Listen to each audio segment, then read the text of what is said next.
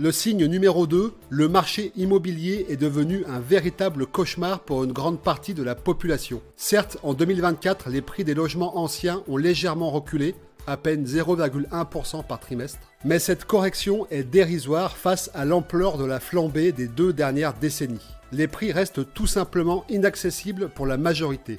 À Paris, le mètre carré se négocie autour de 9 800 €, soit environ 588 000 € pour un simple 60 mètres carrés. C'est une somme colossale quand on sait que le salaire médian en France ne dépasse pas les 2 000 € nets par mois. Résultat, il faut presque 30 ans de salaire entier pour devenir propriétaire d'un petit appartement, sans même inclure les intérêts d'emprunt, les frais de notaire ou d'entretien. Et côté location, la situation n'est pas plus enviable. Les loyers explosent eux aussi, surtout dans les grandes villes comme Lyon.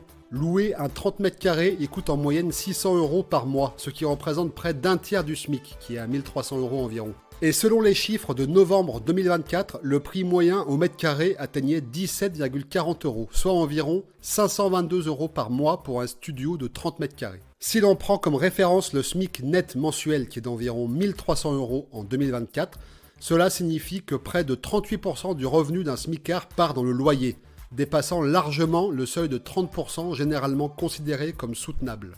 Autrement dit, un SMIC ne suffit plus à se loger décemment dans une grande ville. L'équation est simple, les prix sont déconnectés de la réalité des revenus. En 2024, il faut compter 27 ans de SMIC pour financer l'achat d'un 60 mètres carrés à Paris, contre 12 ans au début des années 2000. La propriété devient un luxe, même pour les classes moyennes, et la location un gouffre financier pour les plus modestes.